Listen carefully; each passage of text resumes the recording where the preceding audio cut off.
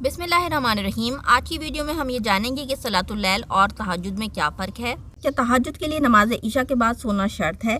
नमाज तहज्जुद की कितनी रकातें हैं? इनमें कौन कौन सी सूरतें पढ़नी चाहिए? किस वजह से इंसान तहज्जुद के लिए नहीं उठ पाता? किस तरह एक आम शख्स इस अजीम इबादत पर इस्तिकामत हासिल कर सकता है? तहज्जुद का वक्त कब से कब तक होता है? नमाज तहज्जुद का तरीका और नियत। नमाज वितर को इशा के साथ अदा करें या तहज्जुद के वक्त? और क्या तहज्जुद के बाद सो सकते हैं या फजर तक जागना होगा?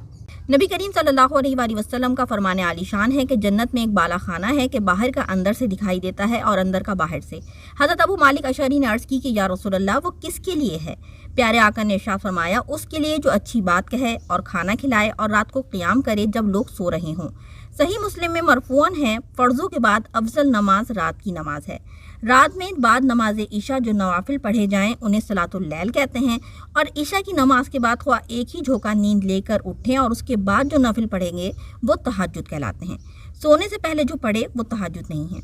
कम अज़ कम तहज्जुद की 2 रकातें हैं और ज़्यादा से ज़्यादा 12 रकातें। अलबत्ता इससे ज़्यादा अगर कोई पढ़ना चाहे तो बिल्कुल पढ़ सकता है। नबी करीम सल्लल्लाहु अलैहि वसल्लम अक्सर 8 रकातें पढ़ा करते थे, इसलिए फुक़हा इकराम ने फरमाया कि अफजल 8 रकात हैं।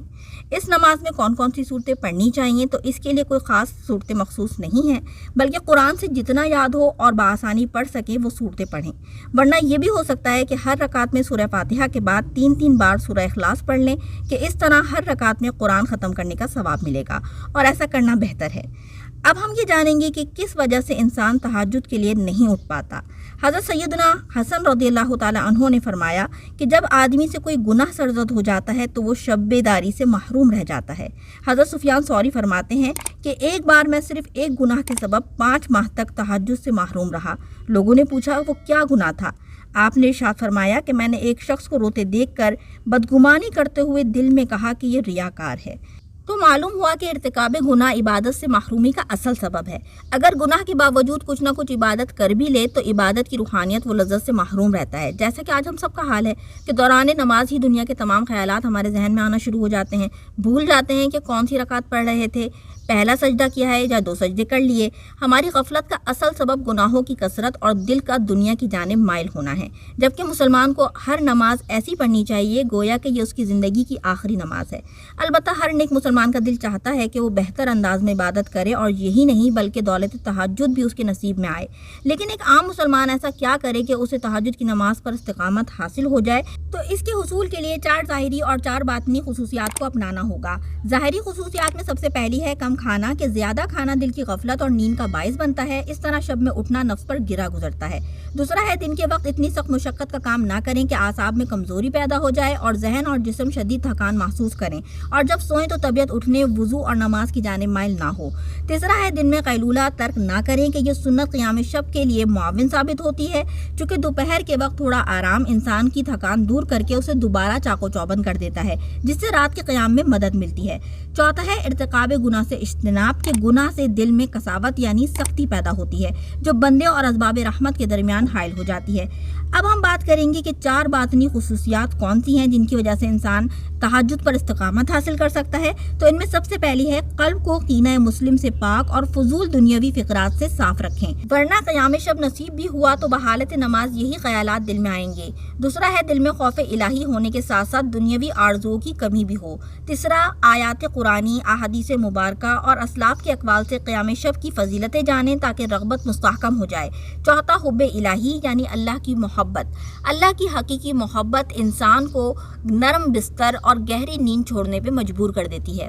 अब हम जानेंगे कि तहज्जुद का इब्तिदाई और इंतहाई वक्त क्या है। तो कम अज़ कम नमाज ईशा के फ़राइज़ पढ़ने के बाद जब सोकर उठें तो उस वक्त से लेकर सुबह सादिक तक यानी फजर का वक्त शुरू होने से पहले तक तहज्जुद का वक्त है। अगर ईशा के फ़राइज़ के साथ सुन्नतें और वितर भी पढ़ के सोए थे और अब तहज्जुद पढ़ना चाहें तो बिल्कुल पढ़ सकते हैं।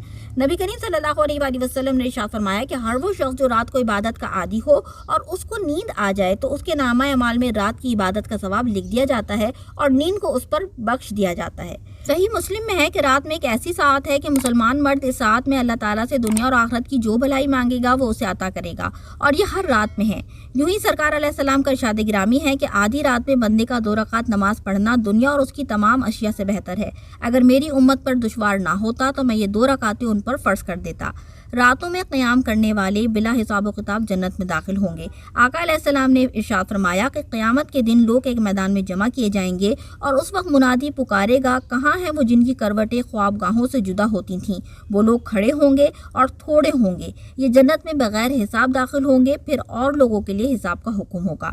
چنانچہ اگر ہم چاہتے ہیں کہ بروز قیامت حساب و کتاب سے بچ جائیں تو قیام شب اور راتوں کے سجدوں کو اپنانا ہوگا، تاکہ آج کی مشقت کل کی راحت کا باعث بنے گی۔ یوں ہی اگر کسی کو کوئی حاجت ہو، وہ رات کے حصے میں اٹھ کر وضو کرے، نماز پڑھے اور اللہ سے فریاد کرے تو اس کی اللہ تعالیٰ حاجت روائی فرمائیں گے۔ چونکہ رات میں نرم بستر چھوڑنا اور گہری نیند سے اٹھ کر وضو کرنا اور پھر اللہ کے حضور کھڑے ہو جانا، اس میں نفس کے لیے مشقت زیادہ ہے، اس لیے تہجد کی فضیلت دیگر نوافل کے مقابلے میں زیادہ ہے۔ نماز تہجد کا وہی طریقہ ہے جو عام نفل نماز کا ہے، اس کا الگ سے شریعت میں کوئی خاص طریقہ مقرر نہیں، البتہ تہجد رات کے آخری حصے میں پڑھنا افضل ہے۔ اس نماز میں افضل یہ ہے کہ 8 رکعات 4 سلام کے ساتھ پڑھی جائیں، یعنی 2 رکعات کر کے پڑھیں اور ممکن ہو تو قدر طویل تلاوت کی جائے۔ نماز تہجد کی ہو یا کوئی بھی، زبان سے نیت کے الفاظ ادا کرنا ضروری نہیں، فقط مستحب ہے، چونکہ نیت دل کے پختہ ارادے کا نام ہے۔ بس دل میں یہ نیت کافی ہے کہ میں تہجد کی نماز ادا کر رہی ہوں۔ اگر الفاظ ادا کرنے ہوں تو تہجد کی نیت اس طرح کریں کہ میں نیت کرتی ہوں 2 رکعات نماز تہجد کی واسطے اللہ تعالیٰ کے منہ کعبہ شریف کی طرف، اللہ اکبر۔ بعض بہنیں یہ سوال کرتی ہیں کہ وطر عشاء کے ساتھ پڑھنا افضل ہے یا تہجد کے وقت میں پڑھیں؟ جسے یقین ہے کہ وہ تہجد کے لیے اٹھ جائے گا، یعنی وہ تہجد پڑھنے کا عادی ہے، اس کے لیے افضل ہے کہ وہ وطر کو تہجد کے وقت میں پڑھے۔ لیکن اگر وہ تہجد کا عادی نہیں یا کبھی رات میں اٹھ جاتا ہے کبھی نہیں، تو وہ وطر عشاء کے ساتھ پڑھے تاکہ نہ اٹھنے کی صورت میں نماز قضا نہ ہو۔ کچھ بہنیں یہ سوال کرتی ہیں کہ کیا تہجد کے بعد سو سکتے ہیں یا فجر تک جاگنا ہوگا؟ تو نماز تہجد کی ادائیگی کے بعد سو سکتے ہیں جبکہ فجر میں اٹھنے کا یقین ہو۔ چنانچہ اگر ایسے وقت میں تہجد پڑھی کہ کچھ دیر بعد فجر کا وقت شروع ہو جائے گا تو اب نہ سوئیں، بلکہ نماز فجر کی ادائیگی کا انتظار کریں کہ اس انتظار پر بھی ثواب ہے۔ اللہ ہم سب کو فرائض کی پابندی کے ساتھ ساتھ تہجد کی افضل ترین عبادت کو بجا لانے کی توفیق عطا فرمائے، آمین۔